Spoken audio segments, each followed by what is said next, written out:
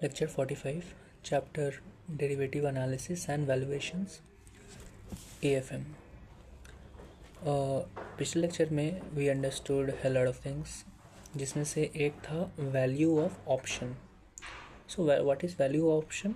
Value of option is nothing but pay off. तो हमने पिछले लेक्चर में सीखा था एस्टिमेटेड वैल्यू ऑफ ऑप्शन निकालना. करेक्ट. कैसे निकालते थे? हमारे पास अलग अलग पे ऑफ दिया रहता था. सीधा पे ऑफ नहीं मिलता था, अलग अलग प्राइसेस ऑफ अंडरलाइंग शेयर्स होते थे और एक स्ट्राइक रेट होता था. तो how do we find payoff? By comparing strike rate with price. So जितने भी प्राइसेस दिए रहते थे उसको स्ट्राइक रेट के साथ कंपेयर करके पे ऑफ निकालते थे, और हर प्राइस का एक प्रोबेबिलिटी दिया रहता था.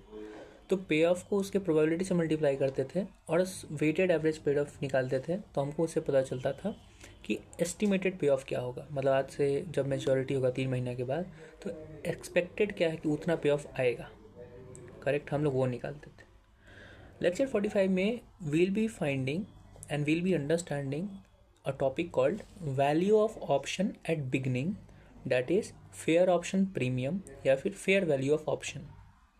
इसका मतलब ये होता है कि जो एस्टिमेटेड वैल्यू ऑफ ऑप्शन हम लोग निकाले थे ना, एस्टिमेटेड पे ऑफ, वो उसका प्रेजेंट वैल्यू निकालना. मतलब हम लोग 3 महीने के बाद जो पे ऑफ हो रहा था उसको एस्टिमेट कर रहे थे हम लोग आज बैठ के कि शायद उस दिन इतना रुपया मिलेगा.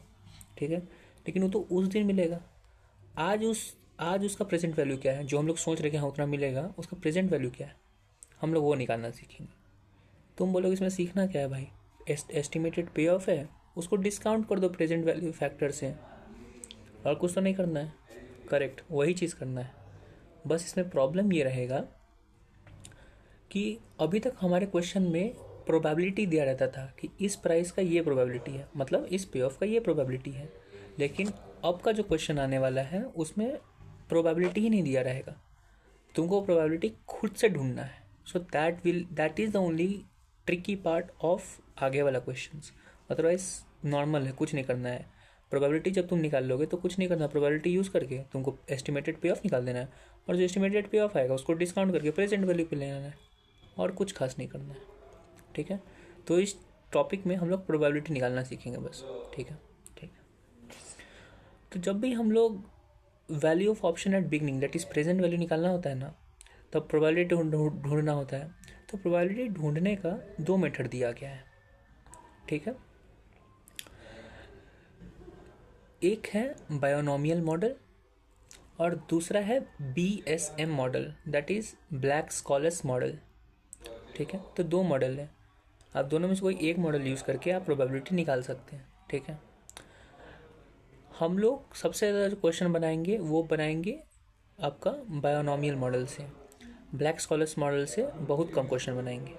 ठीक है, तो हम लोग स्टार्ट करते हैं बायोनोमियल मॉडल से पढ़ना. क्यों पढ़ रहे हैं binomial model? Just to find probability कि इस प्राइस का, मतलब ये प्राइस का प्रोबेबिलिटी क्या है. ठीक है, तो हम लोग प्रोबेबिलिटी निकालने के लिए सीख रहे हैं. कहाँ, कौन से मॉडल में? बायोनोमियल मॉडल में. कुछ क्या लिखा है टॉपिक में बायोनोमियल मॉडल में? In this model value of option at beginning is calculated on the basis of following assumption. 2 का अजम्पशन लिया जाता है, हम सिर्फ थियरी के लिए बता रहे हैं. ठीक है, तो जो बायोनोमियल मॉडल तुमको पता है AFM अजम्पशन में चलता है. तो बायोनोमियल मॉडल में 2 अजम्पशन लिया जाता है. पहला अजम्पशन क्या है कि the price of underlying share on maturity will either move up और move down. That is only 2 possible expected price of underlying shares on maturity.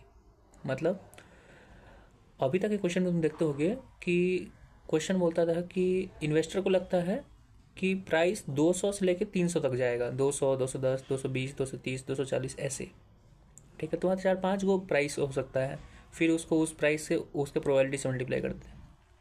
लेकिन जब बायोनोमियल मॉडल होता यूज़ कर रहे हो तो उसमें क्या होगा कि तुमको ये अज्यूम करके चलना है, और क्वेश्चन ये तुमको अज्यूम करने देगा भी कि प्राइस चेंज होकर सिर्फ 2 ऑप्शन पे जाएगा. या तो प्राइस ऊपर जाएगा या प्राइस नीचे जाएगा. और ये जो प्राइस ऊपर या जो नीचे जाएगा ना, वो सिर्फ एक टाइम पे जाएगा. मतलब आज अगर खरीद रहे हो और 3 महीने के बाद मैच्योरिटी है, तो ये जो 3 महीने का बीच का जो टाइम है ना, उसमें प्राइस चेंज ही नहीं होगा. प्राइस सीधा चेंज कब होगा? मैच्योरिटी पे। और मैच्योरिटी में कैसा चेंज होगा? ये नहीं कि सारा प्राइस ऊपर ही चला जाएगा, नहीं, एक प्राइस ऊपर जाएगा और दूसरा प्राइस नीचे जाएगा। मतलब हम लोग सिर्फ 2 ही प्राइस एक्सपेक्ट कर सकते हैं, ये नहीं कि 4 प्राइस एक्सपेक्ट कर लेंगे। ये नहीं है कि जैसे कि स्ट्राइक रेट 200 है तो हम ये एक्सपेक्ट नहीं कर सकते कि 210, 220, 190 और 180 ये 4 प्राइस एक्सपेक्टेड है, नहीं, हमको सिर्फ 2 प्राइस एक्सपेक्ट करना है कि 200 से एक प्राइस ऊपर और 200 के एक प्राइस नीचे। ठीक है, ये पहला अजम्पशन है। आगे बात क्लियर? क्या क्लियर हुआ कि बायनॉमियल मॉडल में हमको ये अज्यूम करके चलना है कि प्राइस सिर्फ एक बार चेंज हो करेगा, वो मैच्योरिटी के दिन, और चेंज होगा सिर्फ 2 जगह, दो लेवल पे, एक बार ऊपर और एक बार नीचे, बस। ठीक है। दूसरा अजम्पशन है कि return on option will be same as risk free return. ये तुम्हारे काम का नहीं है, बोल दो। ठीक। ये बायनॉमियल मॉडल को बनाने का मतलब बायनॉमियल मॉडल क्यों यूज़ करते हैं? प्रोबेबिलिटी निकालने के लिए। अब बायनॉमियल मॉडल को भी यूज़ करने का 2 तरीका है। पहला तरीका है रिस्क न्यूट्रल अप्रोच, ठीक है, जो यूज़ करते हैं ऑप्शन होल्डर है जिसने ऑप्शन परचेज किया, ऑप्शन बायर। दूसरा अप्रोच जो है प्रोबेबिलिटी निकालने का under binomial model, it is delta hedging या riskless hedge portfolio, replicating portfolio approach. ये वाला अप्रोच कौन यूज़ करता है? ऑप्शन सेलर, जो ऑप्शन बेच रहा होता है। ठीक है। तो जैसे कि हम बोलते हैं कि सिर्फ बायनॉमियल मॉडल हम लोग ज़्यादा क्वेश्चन मिलेगा, वैसे ही हम लोग जितना क्वेश्चन बनाएंगे ना वो रिस्क न्यूट्रल अप्रोच से बनाएंगे। बायनॉमियल मॉडल का क्वेश्चन रिस्क न्यूट्रल अप्रोच से बनेगा, डेल्टा हेजिंग से नहीं बनेगा। क्यों नहीं बनेगा? क्योंकि ये एक बात क्लियर है कि तुम दोनों अप्रोच से जब आंसर लगाओगे ना तो आंसर सेम ही आएगा। या तो तुम रिस्क न्यूट्रल अप्रोच से आंसर लाओ तब भी प्रोबेबिलिटी सेम आएगा, डेल्टा हेजिंग से भी लाओ तो भी सेम आएगा। तो हमको क्या करना है? अभी हम लोगों को सर बोले हैं कि सेलर वाला अप्रोच नहीं सीखने का जरूरत है, उसमें थोड़ा सा खटपट है। So better to understand and learn risk neutral approach, और हर आदमी ये यूज़ करता है। ठीक है, ओके। देखो सर लिखवाए भी है, value of option at beginning calculated from both approach is same. ठीक है। अब ये तो तुमको हम थियरी बताएं, अब हम लोग एक्चुअल में प्रोबेबिलिटी कैसे निकालेंगे वो सिखाते हैं। ठीक है। तो प्रोबेबिलिटी तो तुमको एक ही स्टेप में निकल जाएगा, लेकिन क्वेश्चन बनाने के लिए सर 4 स्टेप दिए हैं। ठीक है, परफेक्ट। तो पहला स्टेप क्या बोलता है? अच्छा ठीक है, बायनॉमियल मॉडल में भी 2 चीज़ है। अभी हम तुमको तो बहुत कुछ बताया। बायनॉमियल मॉडल में 2 अजम्पशन है, बायनॉमियल मॉडल में 2 अप्रोच भी है, करेक्ट। बायनॉमियल मॉडल को जो अप्रोच है हमारा ना, बायनॉमियल मॉडल को जो भी हम लोग अज्यूम किए थे कि सिर्फ क्या उसको कहते हैं, या तो प्राइस ऊपर जाएगा या प्राइस नीचे जाएगा, उसमें और एक और चीज़ उसमें रखे थे, क्या दिमाग में रखे थे हम लोग, कि वो सिर्फ मैच्योरिटी पे ऐसा होगा। ठीक है। तो ये जो मैच्योरिटी वाला जो बात बोले थे ना, उसको कहते हैं सिंगल पीरियड बायनॉमियल मॉडल। जहाँ पे अभी सिंगल पीरियड बायनॉमियल मॉडल दिमाग लगा के रखो, तो तुम्हारे दिमाग में इतना आना चाहिए कि प्राइस सिर्फ मैच्योरिटी पे ऊपर या नीचे जाएगा, बस। ठीक है। तो 4 स्टेप है। पहला स्टेप में तुमको एक ग्राफ बनाना है। क्या चीज़ है ग्राफ? कि तुम्हारा एक्चुअल कोटेड ट्रेडिंग प्राइस क्या है, मतलब जितना पे तुम ऑप्शन आज खरीद रहे हो। हम स्ट्राइक प्राइस का बात नहीं कर रहे, हम कोटेड प्राइस का बात कर रहे हैं। तो जो कोटेड प्राइस है वो ले लो और वहाँ से 2 को लाइन खींचो। पहला लाइन खींचोगे, पहला लाइन खींचे तो यहाँ पे जो खींच के जो ऊपर का जो लाइन है उस पर लिखो वो प्राइस जो क्वेश्चन में दिया होगा कि प्राइस या तो ये होगा या ये होगा। मतलब जो तुम्हारा कोटेड प्राइस है ना, उससे एक प्राइस ऊपर होगा, कोटेड प्राइस से प्राइस नीचे होगा। वही तुमको बोले थे। मान लेते कोटेड प्राइस अगर 200 है तो 2 प्राइस देगा क्वेश्चन खुद से, 210 और 190। ठीक है। तो जो बड़ा प्राइस है ऊपर लिखो, छोटा प्राइस नीचे लिखो। ठीक है। ये जो ऑप्शन कोटेड प्राइस है वो कौन सा टाइम पे है? डे 0। ये जो 210 और 190 कौन सा टाइम पे है? मेच्योरिटी पे। ठीक है। तुमको सिर्फ ये बना देना है। ओके। ये जो लाइन है ना, इसके ऊपर लिखना है प्रोबेबिलिटी, और ये वाला जो लाइन है उसके में लिखना है 1 माइनस प्रोबेबिलिटी। क्यों? देखो भाई, अगर मेरे पास सिर्फ 2 ही कोई इवेंट है, या तो ये होगा या तो ये होगा, तो इसका मतलब ये कि अगर ऊपर जाने का प्रोबेबिलिटी अगर 60% है तो नीचे जाने का प्रोबेबिलिटी कितना है? 40%। तो अगर ऊपर जाने का P है तो नीचे जाने का 1 माइनस P। करेक्ट। ये सिर्फ ग्राफ बना लो बस। ठीक है। और ये ग्राफ बनाने के बाद क्या करो, ये जो तीनों पॉइंट है ना, 200, 210, 190, ये तीनों पॉइंट को नाम दे दो। Node A, node B, node C। क्यों नाम देना है? वो आगे काम आएगा। ओके। Got it. तो ये पहला स्टेप था। ये सिर्फ ये जो स्टेप है ना, इट्स लाइक राइटिंग आंसर में गिवन होता है ना कि given, what is given in the question, बस उसको एक ग्राफ में बनाने के लिए बनाकर सिंप्लीफाई करने के लिए किया हुआ है स्टेप 1। ओके, फिर आता है स्टेप 2। स्टेप 2 में हम लोग निकालते हैं प्रोबेबिलिटी। ठीक है, प्रोबेबिलिटी कैसे निकालते हैं? तुम बोलोगे कि कैसे निकालेंगे, बहुत हार्ड होगा। बताते हैं। हम लोग सिर्फ प्रोबेबिलिटी निकालेंगे किस चीज़ का। यहाँ तो दो प्रोबेबिलिटी निकालना है, एक तो ऊपर जाने का प्रोबेबिलिटी, एक नीचे जाने का प्रोबेबिलिटी। दोनों निकालने का जरूरत नहीं है। अगर पी निकाल दोगे, ऊपर जाने का प्रोबेबिलिटी का निकाल दोगे, तो सीधा 1 माइनस पी कर देना, तो नीचे जाने का प्रोबेबिलिटी मिल जाएगा। तो नीचे जाने का प्रोबेबिलिटी निकालने का जरूरत नहीं है। ऊपर जाने का जो प्रोबेबिलिटी है ना, जो पी है, वो निकाल लो बस। ठीक है, कैसे निकालोगे? उसका फॉर्मूला दिया है सर। फॉर्मूला क्या है?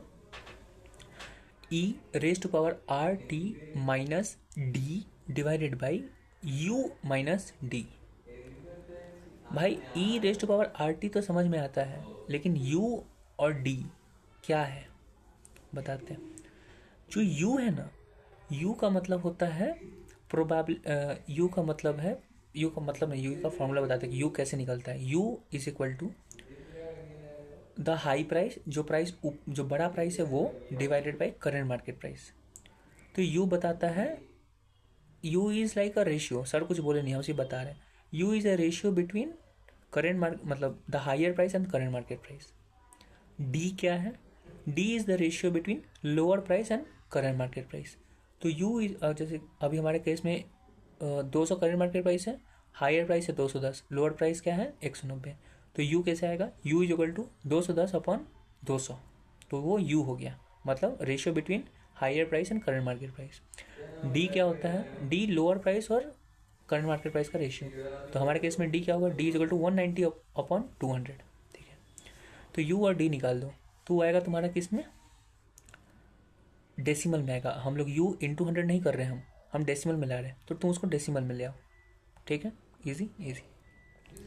तो u और d निकाल दिए, तो तुमको ई r t minus d divided by u minus D. तो u और d निकला ही हुआ है, तो ऊपर का माइनस डी और नीचे का u माइनस डी, दोनों तो हो गया आंसर। और e raised to power r t, तुमको तो पता है e raised to power r t क्या होता है? क्या होता है e raised to power r t? अरे भाई, मंथली कंपाउंडिंग जब होता था तो हम लोग क्या करते थे? वही चीज़ करते थे ना, बस। जिसमें आर क्या होता है? रेट ऑफ इंटरेस्ट, और टी क्या है? टाइम। और जब ई आर टी करते थे तो वैल्यू क्वेश्चन में दिया रहता था, बस। तो जब तुम ये फॉर्मूला यूज़ करोगे ना, e raised to power r t minus d divided by u minus d, और उसके बाद इंटू 100, तो जब ये करोगे तो तुमको पता चल जाएगा कि प्रोबेबिलिटी ऑफ हायर प्राइस कितना है। जो ऊपर वाला पी था ना, वो वैल्यू पता चल जाएगा। और जब ऊपर वाला पी पता चल गया तो 1 माइनस पी भी निकाल दोगे। तो ऊपर का प्रोबेबिलिटी और नीचे का प्रोबेबिलिटी दोनों निकाल दिए, मतलब 210 होने का क्या प्रोबेबिलिटी है और 190 होने का क्या प्रोबेबिलिटी है। Correct correct. लेकिन नोट्स में तुम देखोगे तो ई रेस्ट बार r t minus d upon u minus d के साथ और के साथ लिखा हुआ है 1 plus r t minus d divided by u minus d. E r t या फिर 1 प्लस आर टी हम लोग क्यों यूज़ करते थे? कुछ नहीं है भाई, ई आर टी और 1 प्लस आर टी इसीलिए दिया हुआ है और करके, भले दोनों का फॉर्मूला सेम है, minus D you minus D same है, सिर्फ ई आर टी और 1 प्लस आर टी डिफरेंट हो रहा है। क्यों? अगर क्वेश्चन में जो इंटरेस्ट है वो मंथली कंपाउंडिंग है तो ई आर टी लगेगा। अगर क्वेश्चन में जो इंटरेस्ट है वो सिंपल इंटरेस्ट है, या फिर क्वेश्चन कुछ बोला ही नहीं है तो सिंपल इंटरेस्ट, तो सिंपल इंटरेस्ट तो 1 प्लस आर टी लिख देना ई आर टी की जगह, बस ईजी। तो सेकंड स्टेप में हम लोग क्या निकालते हैं? Probability of higher price, price बढ़ने का प्रोबेबिलिटी क्या है, हम लोग वो निकालते हैं बस। कैसे निकालते हैं? फॉर्मूला तुमको बता दिए। तो ऊपर जाने का प्रोबेबिलिटी मिल गया तो पी मिल गया, 1 माइनस पी भी आ गया उस तरीके से। करेक्ट। तो प्रोबेबिलिटी निकालना सीख गए हम, यही तो सिखा रहे थे कि प्रोबेबिलिटी निकालते कैसे हैं। बायनॉमियल मॉडल या फिर वैल्यू ऑफ बिगिनिंग निकालने की कोई बड़ा बात नहीं है, सबसे बड़ा इंपॉर्टेंट टॉपिक था प्रोबेबिलिटी निकालना, वो तो चुटकी में सीख गए। बस तुमको फॉर्मूला याद रखना होगा, ठीक है, बस वैसे याद रख लेना। यू को अब डिराइव हम कैसे करेंगे भाई? अगर तुमको तरीका शॉर्टकट याद करने का तरीका, हम क्या फॉर्मूला दें? जैसे कि डी है कि लोअर प्राइस के साथ करंट मार्केट प्राइस है, और यू है अधिक के साथ, क्या उसको कहते हैं? हायर प्राइस के साथ। ठीक है, डी से लगता नहीं कि डाउनग्रेडेड है या बेकार है, I am just trying to make us learning का तरीका। तो डी से लगता है ये डाउनग्रेडेड है, तो दिमाग में रखना कि लोअर प्राइस वैसे, ठीक है, और यू उसका उल्टा। Easy easy. 2 स्टेप हो गया, प्रोबेबिलिटी निकाल दी। अब क्या करना है? जब प्रोबेबिलिटी पता चल ही गया है हमको दोनों प्राइस पता ही है कि प्राइस ये भी एक्सपेक्टेड है, ये भी एक्सपेक्टेड है, और दोनों प्राइस का हमको प्रोबेबिलिटी पता है। अब दोनों प्राइस का प्रोबेबिलिटी पता है, दोनों प्राइस हमको पता है, और स्ट्राइक रेट पता है। तो दोनों प्राइस को कंपेयर करो स्ट्राइक रेट के साथ, तो दो को पे ऑफ आ जाएगा। और दोनों पे ऑफ का तुमको प्रोबेबिलिटी पता है क्योंकि प्राइस का प्रोबेबिलिटी दिया हुआ है। तो भाई पे ऑफ को मल्टीप्लाई कर दो तुम किसके साथ, प्रोबेबिलिटी के साथ। जब पे ऑफ को मल्टीप्लाई कर दो प्रोबेबिलिटी के साथ, तो एक्सपेक्टेड पे ऑफ आ जाएगा, that is expected value of option. मतलब 3 महीने के बाद मेच्योरिटी के दिन जो वैल्यू आने वाला है वो तुमको पता चल गया। लेकिन हमको तो आज का वैल्यू, मतलब इसका आज एक्चुअल में क्या वैल्यू है वो ढूंढना है। क्या करेंगे, इसका प्रेजेंट वैल्यू फैक्टर से इसको डिस्काउंट कर देंगे। कैसे करते हैं, जो एक्सपेक्टेड वैल्यू ऑफ ऑप्शन आए हैं उसको मल्टीप्लाई कर दो प्रेजेंट वैल्यू फैक्टर के साथ, या फिर नॉर्मल सा लॉजिक बताते हैं क्वेश्चन कैसे बनेगा। एक्सपेक्टेड वैल्यू ऑप्शन निकाल दिए, एक्सपेक्टेड पे ऑफ निकाल दिए, डिवाइडेड बाई ERT या फिर 1+RT। याद करो जब हम लोग प्रेजेंट वैल्यू ऑफ डिविडेंड निकालते थे तो डिवाइड किससे करते थे, डिपेंडिंग ऑन कौन सा टाइप ऑफ इंटरेस्ट है। तो ERT 1+RT, तो उसी से डिस्काउंट कर देते थे। तो यहाँ का भी जो पे ऑफ होगा एक्सपेक्टेड पे ऑफ, उसको डिस्काउंट कैसे करेंगे, ERT या 1+RT डिपेंडिंग ऑन कौन सा इंटरेस्ट है। बस क्वेश्चन बन गया। तो भाई तुमको स्टेप 2 ही तो बताया, स्टेप 3 स्टेप 4 क्या था, तुमको 4 स्टेप है, कुछ नहीं है स्टेप 3। स्टेप 3 में क्या है, तुमको पे ऑफ निकालना है। तो पे ऑफ निकालना कौन सा बड़ा बात है, पे ऑफ कैसे निकलता है, प्राइस और तुम्हारे स्ट्राइक प्राइस को कंपेयर करें तो पे ऑफ आ गया स्टेप 3 में। और स्टेप 3 में सिर्फ पे ऑफ नहीं निकालना है, स्टेप 3 में तुमको और चीज़ क्या निकालना है, एक्सपेक्टेड पे ऑफ। एक्सपेक्टेड पे ऑफ कैसे निकालोगे, पे ऑफ निकल गया है अभी, निकाले स्ट्राइक प्राइस और उसको कंपेयर करके मल्टीप्लाई कर दो प्रोबेबिलिटी के साथ, एक्सपेक्टेड पे ऑफ आ गया। ठीक है, स्टेप 3 में एक्सपेक्टेड पे ऑफ निकला और तुम्हारा पे ऑफ निकला। ठीक है, स्टेप 4 में क्या करोगे, स्टेप 4 में कुछ नहीं करेंगे सर, डिस्काउंट करके प्रेजेंट वैल्यू पे ले आएंगे। तो स्टेप 4 क्या होगा, एक्सपेक्टेड पे ऑफ जो स्टेप 3 में निकालें डिवाइडेड बाई ERT या फिर 1+RT। तो जो वैल्यू आएगा that will become your answer, that is value of option at beginning, present value. Easy easy. उसी को लेके क्वेश्चन है, एग्जाम्पल है पेज नंबर 619 का। Like current price of share of ABC limited is 400, current price 400 है। एक बात बताओ, जब भी हम लोग, अच्छा ठीक है हम बहुत बार बोल दिए भाई, हमको करंट प्राइस हमको कोई मतलब रहता है, जब भी हम पे ऑफ निकालते हो तो बाद में निकालते हैं, लेकिन यहाँ पे तो काम आएगा। कैसे, देखो करंट प्राइस है 400, it will either increase to 480 और डिक्रीज टू 300 आफ्टर 3 मंथ्स। सीधा क्या बोल दिया तुमको, या तो 400 से 480 जाएगा या 400 से 300 जाएगा। तुमको यही बोले थे कि बायनोमियल मॉडल में एक अजम्पशन लेके चलते कि सीधा मेच्योरिटी पे ये काम होगा, या और ऊपर या नीचे, ये नहीं कि 2 बार ऊपर 2 बार नीचे, नहीं, 1 बार ऊपर 1 बार नीचे जाएगा। तो बायनोमियल क्वेश्चन है, ठीक है। Calculate value of a 3 month call option. हम ऊपर बोलते कि 3 महीने के बाद इतना होगा, तो 3 ही महीने के बाद क्यों, क्योंकि 3 ही महीने का पीरियड है, तो एक्सपायरी पीरियड के बाद का बात कर रहा है। तो calculate value of a 3 month call option if the strike price is 450, strike price का है 450 और इंटरेस्ट रेट कितना है 12% पर एनम।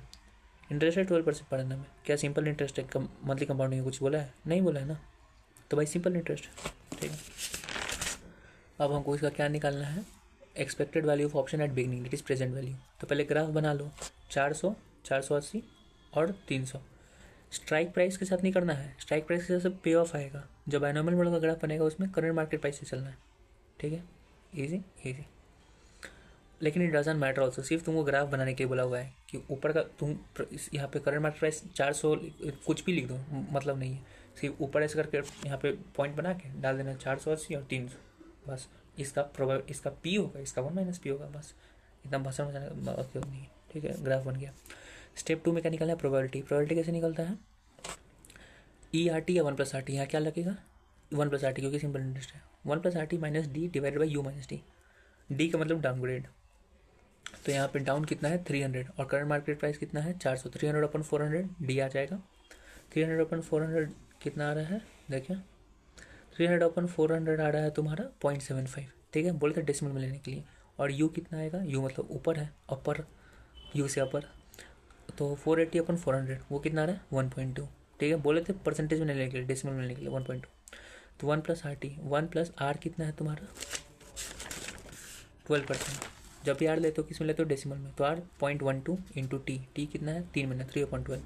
1+RT करो -0.75 डिवाइडेड बाई 1.2 - 0.75 इंटू 100 कर दो, वही तुम्हारा प्रोबेबिलिटी हो गया, अब ऊपर का हायर का प्रोबेबिलिटी हो गया। जब P आ गया तो 1 - P करो तो आंसर आ जाएगा तुम्हारा। तो P और 1 - P आ गया है। अब स्टेप 3 में कुछ नहीं करना है, पे ऑफ और एक्सपेक्टेड पे ऑफ निकालना है। पे ऑफ कैसे निकलता है, स्ट्राइक प्राइस और price of underlying shares on date of maturity. तो डेट ऑफ मेच्योरिटी दो को प्राइस मिला हुआ है 480 और 300, दोनों का हमको प्रोबेबिलिटी मिल गया है, और मतलब 480 और 300, स्ट्राइक प्राइस कितना है 450, तो 480 पे कितना पे ऑफ होगा वो निकाल दो, और तुम्हारा 300 पे कितना पे ऑफ होगा वो निकाल दो। तुम 300 को 480 450 से करोगे तो पे ऑफ आएगा, कोई भी पे ऑफ आएगा? बोला भाई नेगेटिव हो जाएगा। अबे कैसे नेगेटिव आएगा? तुमको बाई करना है, जब तुम बाई कर रहे हो और अगर तुम्हारा प्राइस नीचे गिर जा रहा है स्ट्राइक प्राइस से, तो तुम तो ऑप्शन करोगे ही नहीं ना डील, तुम उसको ऑप्शन तो लोगे ही नहीं, तो तुम्हारा पे ऑफ कोई हालत में जीरो होगा, नेगेटिव नहीं जाएगा। पिछला लेक्चर में समझाए हुए थे। और हमको पे ऑफ निकालना है, एक्चुअल नेट गेन लॉस की बात नहीं कर रहे, हम पे ऑफ की बात कर रहे हैं। Correct.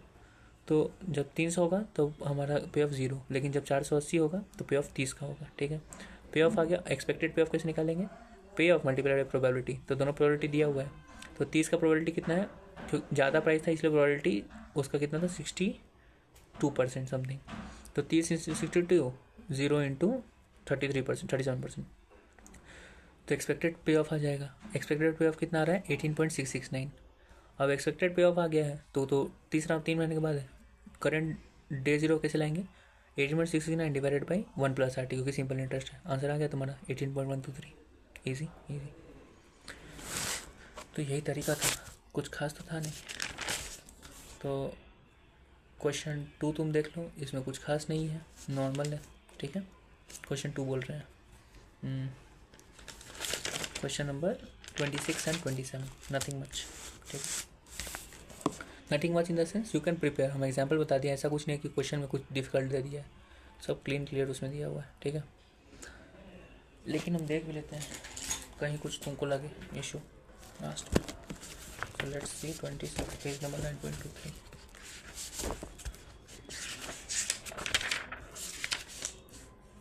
So value of option at beginning binomial model. Current market price दिया हुआ है, 3 मंथ का मैक्सिमम और मिनिमम प्राइस दिया हुआ है। जो 400 है ना वो 400 नहीं, गलत प्रिंट है, वो 300 होगा। ठीक है, रिस्क फ्री रेट दिया हुआ है, रेट दिया हुआ है तुमको 8%। कंटिन्यूस कंपाउंडिंग है, अब कंटिन्यूस कंपाउंडिंग हो तो क्या होगा? ERT। क्या होगा? ERT, 1 + RT नहीं यूज़ करेंगे। What should the value of 3 months call option अंदर risk neutral method? Risk neutral method ये हम लोग को बताते हैं क्योंकि बायर का है, यहाँ पे क्या कर रहा है? बाई कर रहा है। देखो 3 मंथ्स मैक्सिमम कॉल प्राइस में, देखो कॉल ऑप्शन है लिखा हुआ है यहाँ पे, 3 months value of 3 months call option है, तो खरीदने का है। ठीक है, तो कॉल ऑप्शन है, तो ऑप्शन बायर क्या करता था, ऑप्शन होल्डर क्या करता था? तुम्हारा रिस्क न्यूट्रल अप्रोच ही करता है। तुमको याद रखने का जरूरत नहीं, क्योंकि हर जगह रिस्क न्यूट्रल अप्रोच ही चलेगा। और स्ट्राइक रेट दिया, 450, सब कुछ तो दिया हुआ है। तो 420 500, 420 300 पी, और ये यू निकल जाएगा तुम्हारा किससे? 500/420, और डी निकलेगा 300/420। सब आ गया। पे ऑफ भी ऐसे निकल जाएगा। पे ऑफ कैसे निकलेगा तुम्हारा? 500 और 420 को कंपेयर करो तो तुम्हारा आ जाएगा 180 का पे ऑफ, और 400 300 और 420 को करोगे तो 0 पे ऑफ आएगा।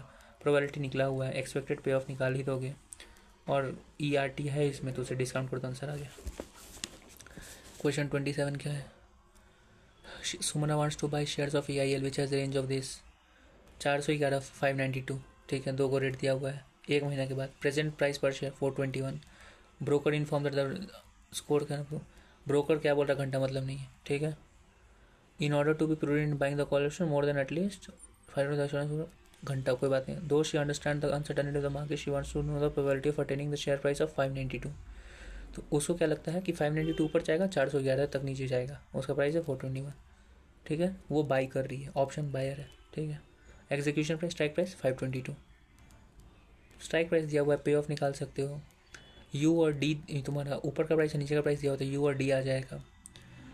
रिस्क रिलेटेड कंटिन्यूस कंपाउंडिंग है तो ERT है, तो ERT है, यू दिया हुआ है, डी दिया हुआ है तुम्हारा। उसके बाद प्रोबेबिलिटी निकल जाएगा, प्रोबेबिलिटी निकल जाएगा तो पे ऑफ निकल जाएगा, क्योंकि स्ट्राइक प्राइस दिया हुआ है, और स्ट्राइक प्राइस दिया हुआ है तो एक्सपेक्टेड पे ऑफ निकल जाएगा, और एक्सपेक्टेड पे ऑफ निकल जाएगा तो डिवाइडेड बाई ERT कर दोगे, तुम्हारा आंसर आ जाएगा। क्या करना है? ठीक है,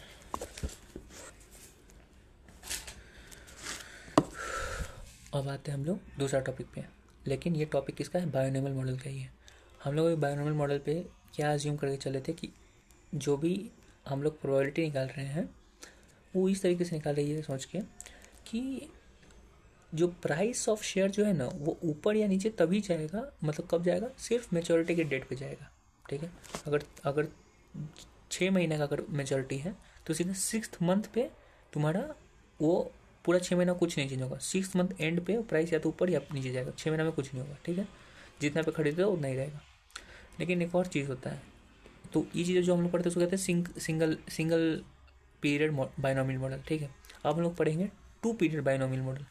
ये क्या होता है, इसमें ये होगा कि 6 महीने का अगर एक्सपायरी पीरियड है, मेचोरिटी पीरियड है, तो प्राइस 2 बार चेंज होगा। एक बार 6 महीना के एग्जैक्ट बीच में, तीसरे महीने पे एंड पे, और सीधा उसके बाद मेचोरिटी पीरियड में। अगर 12 महीने का है तो 6 महीने पे एक बार चेंज होगा, फिर 12th मंथ पे। अगर 18 महीने का है तो 9 महीने और 18वें महीने पे। तो मतलब जो बीच का डेट है ना, उस दिन एक बार ऊपर और एक बार नीचे जाएगा, बस, और कुछ चेंज नहीं है। तो भाई क्वेश्चन कैसे बनेगा, बहुत ईजी है, कुछ खास नहीं करना है, एकदम नॉर्मल तरीका जो भी हम लोग सीखे ना बस वही करना है, कुछ नया नहीं है। ऐसा, हाँ ऐसा, चलो बताते हैं। तो बाइनोमियल मॉडल क्यों पढ़े थे हम लोग, प्रोबेबिलिटी निकालने के लिए, ठीक है। बस इतना दिमाग में है। तो अपने पास हमारे यहाँ पे भी हमारे पास कितना स्टेप है, यहाँ पे भी हमारे पास 4 ही स्टेप है। लेकिन इसमें सबसे इंपॉर्टेंट स्टेप कौन सा है, स्टेप नंबर 2, जहाँ पे हम लोग प्रोबेबिलिटी निकाल। बस स्टेप 1 में क्या करना है, कुछ नहीं, ग्राफ बनाना है। जैसे वहाँ ग्राफ बनाए थे, तो यहाँ ग्राफ कैसे बनेगा, करंट मार्केट प्राइस अगर 6 महीने का है तो तीसरे महीने पे एक बार ऊपर नीचे जाएगा, करेक्ट। तो डे 0 करंट मार्केट प्राइस, तो तीसरे महीने इससे ऊपर 200 है तो 210, 190, ठीक है। ये 3rd मंथ पे हुआ। अब फिर 6th मंथ मेच्योरिटी है, तो 3rd मंथ के बाद भी एक बार ऊपर और एक बार नीचे जाएगा। तो 210 के ऊपर एक बार गया, तो 210 के ऊपर गया तो कितना हुआ, 220, और 210 के नीचे गया तो 200 गया, ठीक है। तो ये हुआ 6th मंथ के एंड पे किस चीज़ का, तुम्हारा ऊपर वाले प्राइस का। यहाँ से 3rd मंथ के पेपर तो नीचे भी गया होगा, 190 आया था। अब 190 आया था 3rd मंथ पे, 6th मंथ एंड पे क्या आ जाएगा, 190 से 200 ऊपर, एक बार ऊपर जाएगा, करेक्ट, और एक बार नीचे जाएगा। 190 से नीचे जाएगा 180 पे। यही तरीका है ना कि जब भी हम लोग जिस डे इवेंट डेट हो रहा है, एक बार ऊपर और एक बार नीचे जाएगा, बस यही एक्सपेक्टेशन है कि या तो ऊपर, मतलब 2 ही प्राइस जाएगा, ऊपर का एक नीचे का, करेक्ट। तो 3rd मंथ एंड पे एक बार इसके ऊपर इसके नीचे जा रहा है। अब यहाँ आ जाओ, यहाँ 3rd मंथ से 6th मंथ पे जाओ, तो 6th मंथ भी इवेंट है, तो यहाँ इससे भी एक बार ऊपर और एक बार नीचे जाएगा, करेक्ट। और जो नीचे आया था इसका भी ऊपर एक बार नीचे जाएगा, करेक्ट करेक्ट। अब सारा ई बनाने के बाद अब सबका नोड का नाम दे दो, नोड ए, नोड बी, ऐसा करके नोड दे दो, ठीक है। बस अब आ जाओ स्टेप 2 पे। स्टेप 2 में क्या निकालते हैं, प्रोबेबिलिटी। भाई यहाँ पे तो इतना सारा चीज़ है, कैसे निकालेंगे। एक चीज़ बताना भूल गया, क्या उस टाइम जो बताए थे, करंट मार्केट प्राइस एक बार ऊपर एक बार नीचे जा रहा था सीधा मेच्योरिटी पे, तो ऊपर वाला था पी प्रोबेबिलिटी और नीचे वाला था 1 - पी, करेक्ट करेक्ट। यहाँ पे तो भाई यहाँ जाने के बाद फिर एक बार ऊपर एक बार नीचे गया है, तो यहाँ तो पी है, यहाँ से यहाँ क्या होगा फिर, एक बार बोल रहे कुछ करना नहीं है, तुम बस यहाँ से यहाँ तक का प्रोबेबिलिटी निकाल दो, बस ये पी निकल गया ना तो 1 - पी निकल जाएगा। और जो ये पी होगा ना वही प्रोबेबिलिटी हम लोग मानेंगे। जैसे कि मानते हैं कि 200 से 210 जाने का प्रोबेबिलिटी है 60%, तो नीचे जाने का प्रोबेबिलिटी कितना है, 40%, ठीक है। अब यहाँ आ गए 3rd मंथ पे हो, 3rd मंथ से 6th मंथ पे जाओ, तो 3rd मंथ से 6th मंथ पे जाओ तो एक बार ऊपर और एक बार नीचे, तो 210 से 220 और 200। अभी 210 आने का क्या प्रोबेबिलिटी निकालते हैं, 60%। तो हमको यही यूज करके चलना है कि फिर से वही प्रोबेबिलिटी रहेगा, ऊपर जाने का प्रोबेबिलिटी 60% होगा, नीचे जाने का प्रोबेबिलिटी 40%। घंटा मतलब नहीं है कि डे 0 से 3rd मंथ का प्रोबेबिलिटी कुछ और था और वहाँ से कुछ नहीं, एक बार प्रोबेबिलिटी निकलेगा, बस एक बार निकलेगा, कब, बीच का पीरियड का, और वही प्रोबेबिलिटी यूज़ किया जाएगा। एक बार जो पी होता है, पी क्या होता है, ऊपर जाने का प्रोबेबिलिटी, तो ऊपर जाने का एक बार प्रोबेबिलिटी मिल गया ना तो वही प्रोबेबिलिटी हर जगह यूज होगा। तो 0 से 210 जाने का प्रोबेबिलिटी कितना निकाले, 60%, ठीक है, और नीचे जाने का प्रोबेबिलिटी 40%। अब यहाँ आ गया, अब 210 से ऊपर जाने का प्रोबेबिलिटी फिर से 60% होगा, मतलब 210 से 220 जाने का भी प्रोबेबिलिटी 60% है, और 210 से फिर 200 जाने का प्रोबेबिलिटी कितना होगा, 40%। इवन तो यहाँ से यहाँ प्रोबेबिलिटी कितना है, 60%, लेकिन नीचे जाने का प्रोबेबिलिटी कितना है, तो 40%। तो यहाँ से भी अगर नीचे जाएगा तो 40%, इससे ऊपर क्या 60%, इसके नीचे गया 40%, ऊपर गया। हर वक्त दिमाग में फिर एक बार बस निकाल देना कि ऊपर जाने की प्रोबेबिलिटी क्या है, मतलब नहीं है कि 3rd मंथ एंड पे, 6th मंथ एंड पे, कोई मंथ एंड पे, एक बार जो ऊपर जाने का प्रोबेबिलिटी निकल गया ना तो वही होगा, तो जहाँ से भी ऊपर जाएगा तो वही प्रोबेबिलिटी होगा, बस ईजी। तो तुमको सिर्फ एक बार का प्रोबेबिलिटी निकालना है। तो भाई कौन सा नोट का प्रोबेबिलिटी निकालना है, 3rd मंथ वाला का या 6th मंथ का, कुछ नहीं, तुमको बीच वाला जो फर्स्ट आएगा ना 3rd मंथ उसका ही निकालना है बस। तो फर्स्ट वाला का निकाल दो, काम खत्म, ईजी। तो स्टेप 2 में आओ, स्टेप 2 में कुछ नहीं करना है, सेम फॉर्मूला लगेगा, ERT - D/U - D, या फिर 1 + RT - D/U - D। यहाँ D क्या होता है, डी का मतलब डाउनग्रेडेड ना, तो डाउनग्रेड मतलब जो नीचे जाने का जो प्राइस है, नीचे जाने का प्राइस कितना था 200 से 190, तो 190 अपन 200, वो डी हो गया। ये थर्ड मंथ का बात कर रहे हैं, ये सिक्स का बात नहीं कर रहे हैं, सिर्फ थर्ड मंथ का देखो और कुछ नहीं दिमाग लगाना है, क्योंकि एक बार जब पी निकल गया वही हर जगह सेम रहेगा, तो आगे का निकालने का जरूरत नहीं है, तुम ये वाला निकालो बस, ठीक है। डी निकल गया तुम्हारा, यू कैसे निकला ऊपर जाने का, तो 210 अपन 200, तो जो आएगा वो ऊपर जाने का हो जाएगा, वही प्रोबेबिलिटी हर जगह यूज हो जाएगा और तुमको कुछ नहीं करना है, ठीक है। स्टेप 3 में क्या करते थे, पे ऑफ निकालते थे, एक्सपेक्टेड पे ऑफ निकालते थे। पे ऑफ आप कहाँ निकलेगा, पे ऑफ आप निकलेगा 1 2 3 4 5 6 जगह पे ऑफ निकलेगा। कैसे बताते हैं, पहले तुमको पे ऑफ निकालना होगा, नोड कौन सा नोड पे बताते हैं पहले, अब बताते हैं नोड का हेल्प कैसे आता है। Current market price node A, third month पे बी सी, यहाँ पे बी से ऊपर गया डी ई और सी से गया एफ जी, ठीक है। तो पहले तुमको डी और ई का तुमको डी ई एफ जी का तुमको पहले पे ऑफ निकालना होगा कि डी ई एफ जी पे पे ऑफ क्या है। कैसे निकालोगे, डी पे भी एक प्राइस है, ई पे भी एक प्राइस है, एफ पे भी प्राइस है, जी पे भी प्राइस है। पे ऑफ कैसे निकलता है, price at maturity minus strike price. Strike price एक को होगा, एक ही होगा ना स्ट्राइक प्राइस, और 4 को तुम्हारे पास मेच्योरिटी प्राइस है। तुम बोलोगे भाई थर्ड मंथ एंड पे भी है, वो भी दिमाग मत लगाओ, उसको थोड़ा के भूल जाओ, ठीक है, उसको भूल जाओ। जो 6 मंथ एंड पे जो प्राइस है उसका पे ऑफ निकालो पहले, ठीक है। तो पहले डी और ई का पे ऑफ निकालो, फिर एफ और जी का पे ऑफ निकालो, दोनों अलग अलग निकलेगा, क्योंकि एक 200 का ऐसे है, मतलब 210 का एक ऐसे है और एक 190 का ऐसे है। तो पहले 210 का जो डी और ई है, तो डी और ई का पहले पे ऑफ निकालो, ठीक है। डी ई का पे ऑफ निकल गया तो उसका एक्सपेक्टेड पे ऑफ निकालो। एक्सपेक्टेड पे ऑफ कैसे निकलेगा, जब पे ऑफ आ गया है तुम्हारा डी का कुछ प्राइस था, उसको कंपेयर किया तुम स्ट्राइक प्राइस के साथ, तो डी का पे ऑफ आया, ई का भी वही करोगे तो उसका पे ऑफ आ जाएगा। जब दोनों का पे ऑफ आ गया तो एक्सपेक्टेड पे ऑफ निकालो। एक्सपेक्टेड पे ऑफ कैसे निकलेगा, यहाँ पे ऑफ निकला था उसको प्रोबेबिलिटी से मल्टीप्लाई कर दो, यहाँ जो पे ऑफ निकला उसका प्रोबेबिलिटी से मल्टीप्लाई कर दो, ये थर्ड मंथ वाला है, करेक्ट। तो डी ई का प्रोबेबिलिटी को यूज़ करके तुम एक्सपेक्टेड पे ऑफ निकाल दिया, करेक्ट। जब तुम्हारे पास एक्सपेक्टेड पे ऑफ आ गया है, तो ये जो एक्सपेक्टेड पे ऑफ तुम्हारे पास आया है अभी, वो एक्सपेक्टेड पे ऑफ कौन से टाइम का है, डी और ई का 6 मंथ एंड का है वो, करेक्ट। डी ई का एक्सपेक्टेड पे ऑफ आ गया। फिर क्या करो, एफ और जी का पे ऑफ निकालो। एफ और जी का पे ऑफ कैसे निकलेगा, एफ के दिन का प्राइस है तुम्हारे पास और स्ट्राइक प्राइस है, तो एफ को कंपेयर, एफ का भी पे ऑफ निकाल दो और जी का भी वैसे निकाल सकते हो। एफ जी का आधी पे ऑफ निकाल दिए, तो एफ का प्रोबेबिलिटी से मल्टीप्लाई करो, जी का मल्टीप्लाई करो पे ऑफ से, तो एक्सपेक्टेड पे ऑफ आ गया। तो एफ जी का भी एक्सपेक्टेड पे ऑफ है, डी ई का भी तुम्हारे पास एक्सपेक्टेड पे ऑफ है, दोनों का एक्सपेक्टेड पे ऑफ है, ठीक है। तो हम लोग क्या करते थे अभी सिंगल पीरियड मॉडल में, कि जब हम लोगों का पे ऑफ एक्सपेक्टेड पे ऑफ निकल जाता था तो सीधा डिस्काउंट करते थे, और डे ज़ीरो जो आता था, क्या उसको कहते हैं, डे ज़ीरो जो आती क्या उसको कहते हैं, प्रेजेंट वैल्यू होना चाहिए था एक्सपेक्टेड पे ऑफ का, वो आ जाता था। तो यहाँ पे वही करना है, कुछ नहीं करना है, बस यहाँ पे ये ध्यान रखना है कि जब डी ई का एक्सपेक्टेड पे ऑफ निकाले हो, तो एक्सपेक्टेड पे ऑफ को जब डिस्काउंट करोगे, तो जो डिस्काउंट करोगे तो वो वैल्यू सीधा तुमको डे ज़ीरो पे नहीं ले जाएगा, वो तुमको डिस्काउंट कहाँ ले जाएगा, तुम्हारे बी पे, बी नोड पे, बॉल वाला नोड पे। क्यों, क्योंकि बी से यहाँ और यहाँ किए थे, तो यहाँ का जो एक्सपेक्टेड पे ऑफ है इसको जब डिस्काउंट करोगे तो पहले यहाँ जाएगा, ठीक है। वैसे ही एफ और जी को डिस्काउंट करोगे तो वो सी पे आएगा, ठीक है। तो तुम्हारे पास बी का, तुम्हारा बी पे तुम्हारे पास एक वैल्यू है और तुम्हारे पास सी पे एक वैल्यू है। बी और सी पे जो वैल्यू है उसको, वो कौन सा वैल्यू है, वो तुम्हारा पे ऑफ है, एक्सपेक्टेड पे of as on B, that is third month end. Expected पे of on C, that is third month end के एक्सपेक्टेड पे ऑफ। लेकिन हमको तो डे ज़ीरो चाहिए, अभी तो ये तब भी 3 महीना दूर है और ये 3 महीना, अभी तो हम लोग 6 महीना से 3 महीना पे लाए हैं, 3 महीने से इसको जीरो पे लाना है। तो अब कुछ नहीं करना, अब ये एक्सपेक्टेड पे ऑफ तुम ले चुके हो, अब तुमको ये जो एक्सपेक्टेड पे ऑफ आया है ना, उसको तुम मल्टीप्लाई करो प्रोबेबिलिटी से, कि ये जो पे ऑफ है उसका प्रोबेबिलिटी क्या है, क्योंकि इसका भी तो प्रोबेबिलिटी है। यहाँ से तो एक्सपेक्टेड पे ऑफ निकाले वो अलग चीज़ है, ठीक है। यहाँ पे एक पे ऑफ निकालना पड़ा, पे ऑफ निकालना पड़ा, कैसे निकालना पड़ा, प्राइस था कुछ, फिर स्ट्राइक प्राइस से कंपेयर किया तो पे ऑफ आया। लेकिन एक्सपेक्ट जो पे ऑफ को एक्सपेक्टेड पे ऑफ के लिए कैलकुलेट मल्टीप्लाई, मतलब प्रोबेबिलिटी से मल्टीप्लाई करके एक्सपेक्टेड पे ऑफ बनाए। अब ये जो आया हुआ है बी पे थर्ड मंथ पे, इसको तुमको कन्वर्ट नहीं करना है, तुमको अथी में क्या उसको कहते हैं, पे ऑफ में, क्योंकि पहले से पे ऑफ है। अब इसको तुमको स्ट्राइक प्राइस से कंपेयर नहीं करना है, ये सीधा पे ऑफ ही है।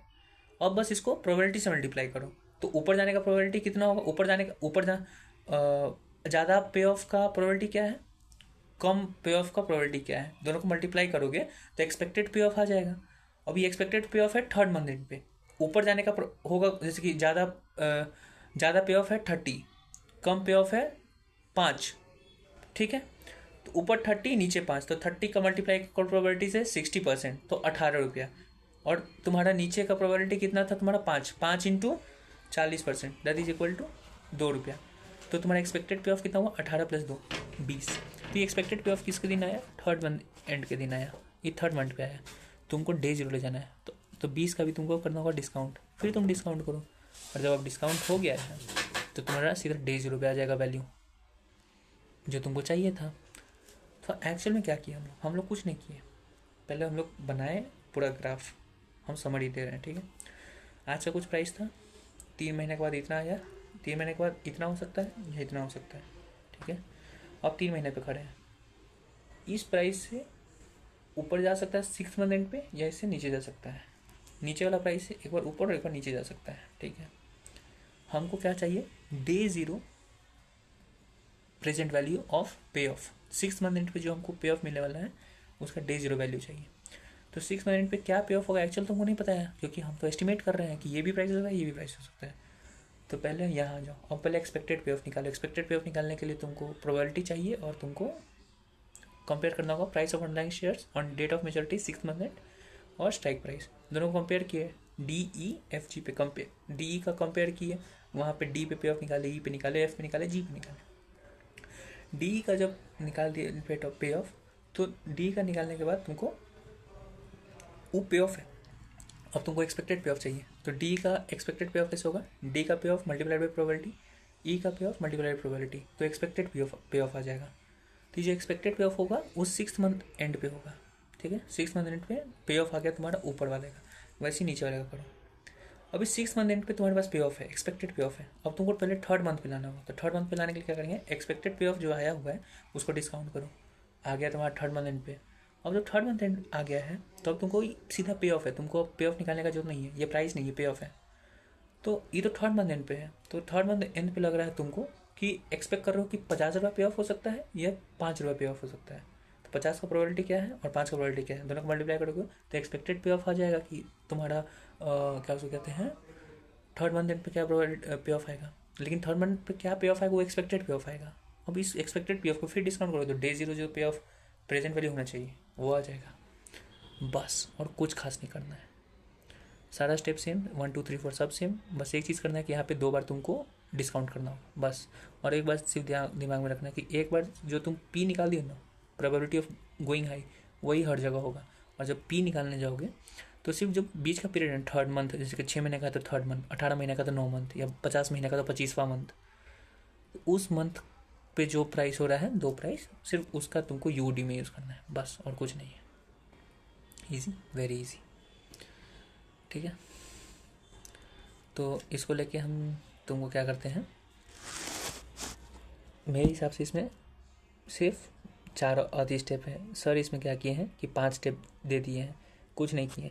स्टेप 2 में प्रोबेबिलिटी निकाल दिए हैं, स्टेप 3 में पे ऑफ निकाल दिए हैं सारा का सारा DEFG का, ठीक है। फिर स्टेप 4 में क्या करवा रहे हैं कि एक्सपेक्टेड वैल्यू ऑफ ऑप्शन निकाल रहे हैं, एक्सपेक्टेड पे ऑफ निकाल रहे हैं हर जगह। एक्सपेक्टेड वैल्यू ऑफ ऑप्शन दिमाग में रखना, पे ऑफ होता है तो दिमाग में रखना एक्सपेक्टेड पे ऑफ रखना।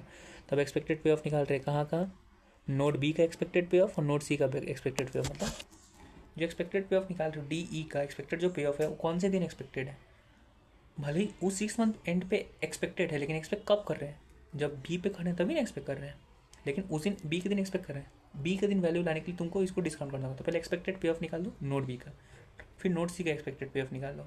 जब नोट बी और नोट सी का एक्सपेक्टेड पे ऑफ निकाल दिए हो तो नोट बी का और सी का जब एक्सपेक्टेड पे ऑफ आ गया तो उसको डिस्काउंट कर दो तो present value on note B, present value on note C, दोनों निकाल दो। तब present value on note B note C आ गया है, तब नोट बी और नोट सी का जब प्रेजेंट वैल्यू आ गया है तो वो भी, ये जो present value on note B and C है थर्ड मंथ है, वो एक्सपेक्टेड है डे 0 हम एक्सपेक्ट करें कि थर्ड मंथ पे ये मिलेगा। तो ये भले ही प्रेजेंट वैल्यू, लेकिन कब का प्रेजेंट वैल्यू, 6 मंथ के लिए प्रेजेंट वैल्यू ये जो, लेकिन ये तो अभी एक्सपेक्टेड है फॉर डे 0, तो इसको भी डिस्काउंट करो बस। तो वही स्टेप 4 और 5 में कर दिया है और कुछ नहीं है, ठीक है। Easy, very easy. उसी को लेके हम क्या किए गलती से पेज 625 पे स्टेप 4 और 5 लिखने से पहले एग्जाम्पल हम लिख दिए, ठीक है। तो एग्जाम्पल देख लो क्या है, current price of a share of ABC limited 400 रुपया, नोड है 400, 2 time period of 6 months each हमको करना है, 6 महीना और फिर 6 महीना, 12 महीने का है, ठीक है। In each period price of share of ABC can move up and down 20%। तो यहाँ क्या बोल रहा है, हर 6 महीना पे 12 महीने का पीरियड है, तो मतलब 2 बार क्या होगा कि प्राइस 20% ऊपर और 20% नीचे, मतलब ये 400 है तो 400 से 20% ऊपर 480 और 320, एक बार ऊपर एक बार नीचे जाएगा। 480 का भी 20% एक बार ऊपर, 480 का नीचे, 320 का एक बार ऊपर एक बार नीचे, बस ऐसे जाएगा। वो सिर्फ वैल्यू सीधा 6 वैल्यू ना देके सीधा बता दिया कि 20% से ऊपर नीचे जाएगा बस। Calculate value of 1 year call option if strike price is 450। Strike price दिया हुआ है, इंटरेस्ट रेट 12% दिया हुआ है, सब कुछ दिया हुआ है, सिंपल इंटरेस्ट है, मंथली कंपाउंडिंग नहीं है तो 1+RT लगेगा। स्टेप 1 बना दो, ईजी हो गया।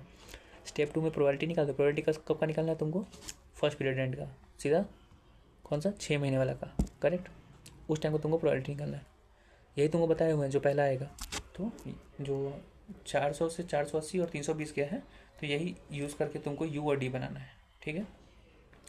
तो यू कैसे बनेगा तुम्हारा 480/400 और डी कैसे बनेगा 320/400, ठीक है। तो यू डी का वैल्यू आ गया और 1+RT यूज़ करना है तो प्रोबेबिलिटी आ गया, मतलब पी आ गया।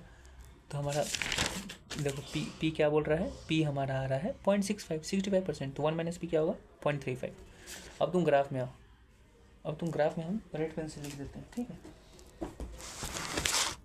तो 400 से 480 का भी 65% प्रोबेबिलिटी होगा और 480 से 576 का भी 65% प्रोबेबिलिटी होगा।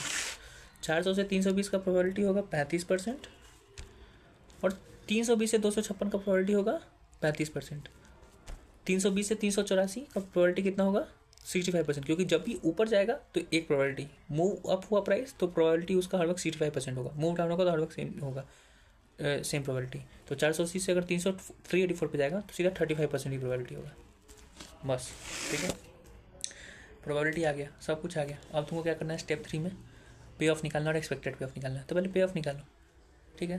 तो कितना जगह पे ऑफ निकालोगे, पहले DEFG लास्ट वाला जो है 576 पे पे ऑफ कितना होगा, हमारा स्ट्राइक प्राइस कितना है, स्ट्राइक प्राइस है हमारा 450, तो 576 पे स्ट्राइक प्राइस 470 है, 450 है, तो पे ऑफ तुम्हारा आ जाएगा 50 और 76, 126 का पे ऑफ आ जाएगा। लेकिन नोड ई पे कोई पे ऑफ नहीं आएगा क्योंकि वो वैल्यू नेगेटिव में चला जाएगा, हमको बाई करना है, प्राइस नीचे चला गया तो हम लॉस तो सहेंगे नहीं, तो पे ऑफ 0। नोड ई पे पे ऑफ 0 है। नोड एफ पे फिर से पे ऑफ 0 होगा क्योंकि स्ट्राइक प्राइस 450 कम है उससे, और 200, और जी पे भी हमारा पे ऑफ 0 होगा, मतलब EFG पे पे ऑफ 0 होगा। क्यों, क्योंकि भाई स्ट्राइक प्राइस से कम चला गया प्राइस, तो हर जगह 0, ठीक है। ओके, अब DEFG का हमारे पास पे ऑफ आ गया है। अब हमको एक्सपेक्टेड पे ऑफ निकाल रहा है, एक्सपेक्टेड पे of as on node B and node सी।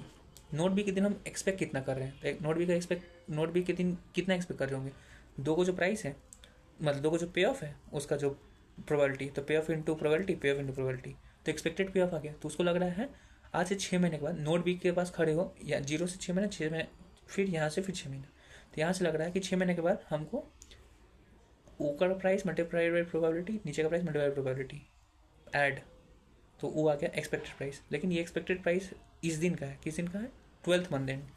अब इसको हमको लाना होगा प्रेजेंट वैल्यू पे, कौन सा 6 मंथ एंड पे। तो 12 मंथ से नीचे लाने के लिए क्या करेंगे, डिस्काउंट करेंगे। डिस्काउंट करने के लिए क्या है, रेट क्या दिया हुआ है तुमको, रेट है 12%, लेकिन रेट कौन सा है, पर एनम रेट है मेरे भाई। तो तुम 6 महीने का जब डिस्काउंट करोगे तो 12% से डिस्काउंट नहीं होगा, किससे डिस्काउंट होगा, 6% से डिस्काउंट होगा, सीधा आधा। ये बात याद रखना, इससे पहले ही बात बताना भूल गए हैं। लेकिन जब भी 2 पीरियड का आएगा ना, तो जब डिस्काउंट करोगे तो आधा से डिस्काउंट करना होगा, ठीक है, याद रखना। लेकिन अगर सीधा दिया हुआ कि 6 मंथ का ये डिस्काउंट और 6 मंथ का ये रेट है, तो ऐसे नहीं, पर एनम दिया हुआ इसलिए हमको ऐसा करना पड़ रहा है, ठीक है। तो यहाँ पर तुम देखोगे तो जब डिस्काउंट किया गया है, तो डिस्काउंट भी हम लोग जब कर रहे हैं तो 1.06 से कर रहे हैं। क्यों भाई 06 से क्यों कर रहे हैं, क्योंकि जो डिस्काउंट है, जैसे कि रेट इंटू टाइम करना होता है, रेट क्या है हमारा, रेट 12% है, लेकिन टाइम 6/12, तो सीधा आधा हो गया। दिमाग लगाने की जरूरत नहीं है, लेकिन फॉर्मूला वैसे ही बन जाता है, बस दिमाग में याद रखने के बाद नॉर्मल सा कॉन्सेप्ट समझा रहे हैं, ठीक है। तो तुम्हारा DE को यहाँ ले आओ, तो प्रेजेंट वैल्यू आ गया। प्रेजेंट वैल्यू क्या आया तुम्हारा, ऑप्शन बी के दिन तुम्हारा क्या आ रहा है, प्रेजेंट वैल्यू, वो आ गया तुम्हारे पास, ठीक है, करेक्ट। बी के दिन जो प्रेजेंट वैल्यू है वो आ गया, वैसे सी का प्रेजेंट वैल्यू निकाल दो, यहाँ का भी एक्सपेक्टेड पे ऑफ निकाला उसको डिस्काउंट कर दो, तो आ गया सी का और बी का, करेक्ट।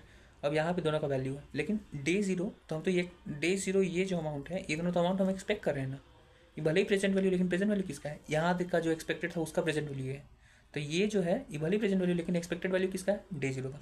अब इसको फिर से तुम वापस ले जाओ किस पे, probability day zero present value पे। कैसे करोगे, बहुत ईजी है भाई, ये पे ऑफ आया हुआ है, अब यहाँ पे तुमको कंपेयर नहीं करना स्ट्राइक प्राइस है, खुद से पे ऑफ है, लेकिन ये पे ऑफ है।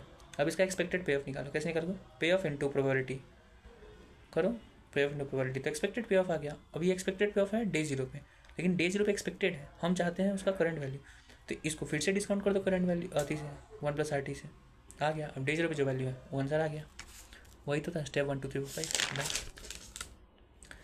सो या this is how it is, and you can go to question number 28 itself, same और कुछ खास नहीं है। So I think this is good for the lecture. आगे का लेक्चर हम लोग अब कल देखेंगे।